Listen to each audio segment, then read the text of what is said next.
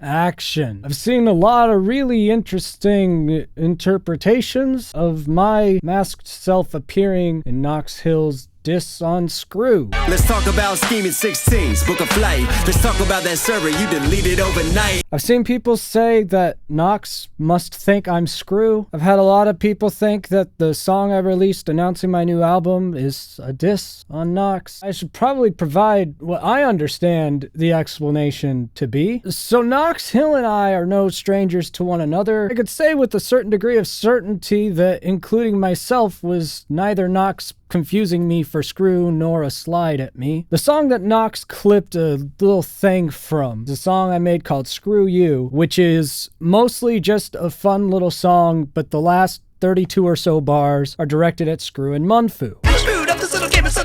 Let me clear it up. Screw and Munfu suck ass. The reason for that has a little backstory. Scru was doing some stuff on Twitter, so I just kind of replied. Now, I had already written off Scru at the time, because you could go all the way back to my first album. Beyond Scru moving kind of goofily, he was just a person I didn't want involved with or associated with. If we wanted to be famous, we wouldn't come for the anus of some heinous to do Screw this fans a literal name, bro. Shout out to the donos, drop a whole diss track. Now skip that, even though legally blind can see through your back. Shout out to the donos. What does that mean? Well, at the time, there was a healthy rumor mill going that Scru used donation money from live streams and stuff. Basically used his power and influence for sex. Would make sense because that's super common to do. You start to get money and influence. You use that money and influence to help you get laid. Pretty normal stuff. So it never seemed like a fairly far-fetched rumor. And I only mentioned it in that song because it's just kind of funny. But when it went a step further for me, I saw some images shared by someone and they made some claims. It was weird, the claims this person was making. They didn't really have reasons to lie about it. And I just had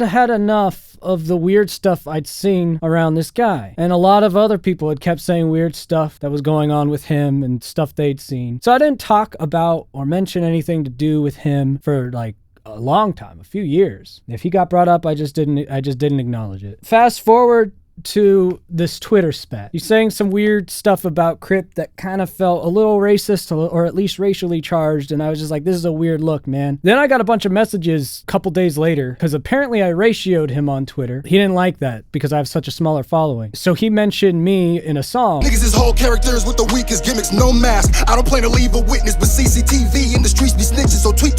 And so I commented on that song, making fun of his singing. He tried to sing, and it was really bad. The problem is they act like they crew. And I was like, your rapping's pretty good, but probably don't sing. I made some joke about Munfu, because I'm always making jokes about Munfu and Scru, because they have like that Gaston and Le Fil, however you say his name. You know, Beauty and the Beast, they have that dynamic. You're everyone's favorite guy. Munfu's going around like, gee, Scru, you really put it to him, and retweeting everything. It's just always kind of funny to me that that's their friendship. I said some sort of just troll remarks. And for some reason, Scru and Munfu took it upon themselves to talk about like my kids and how I was raising them and all sorts of other weird, not related to me saying you're a bad singer and your bromance is weird. Just like 10 layers further. So that's where Screw You came from. I had a track I was working on and I just decided to dedicate the back half of it to Scru and Munfu. A couple things that I said in there, I talked about that Scru backed out of a fight with Grizzy. You won't box Grizzy, but you'll pay for something pop. A lot of people talk about that last line, make sure your future marks are at least 18. I guess it wouldn't matter, it's too normal on the scene, but make sure your future marks are at least 18. And yes, that's related to something I've seen. I saw what I saw, I didn't take screenshots of it, it was all deleted very quickly. I wasn't interested in it. You know, it's nothing that would be considered criminal that I know of, but it just went on to a long list of stuff about this person that I was not comfortable with. And so I figured if I mentioned that, and if I ended my song with that, basically me looking at him and saying,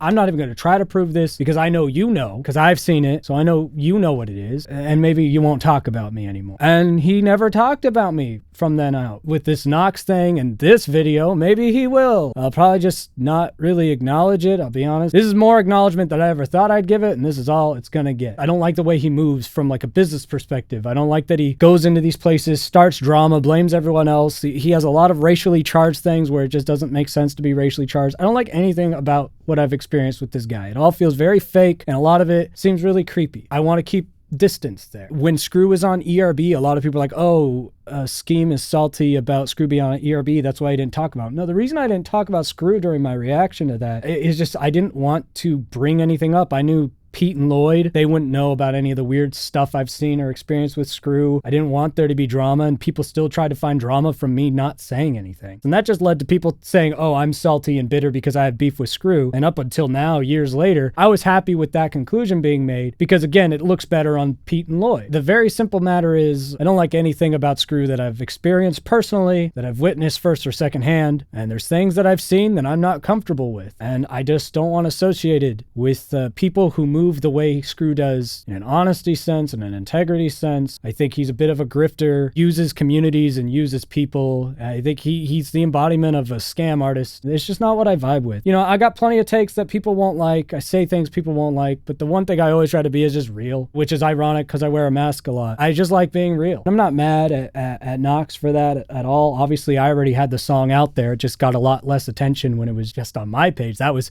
really more me to Scru kind of a thing, but in a way that could make for entertainment. But here we are. It's been years in the past. I know Scru's like a dad now, and who knows, what I've seen could be different, and he could be a totally different person now. I like to think the best of people, but it doesn't mean I want involved in him either. I don't want to go down that rabbit hole. I'm not interested, and that's the story. I hope this helps explain why I was in Knox Hill's diss on Scru.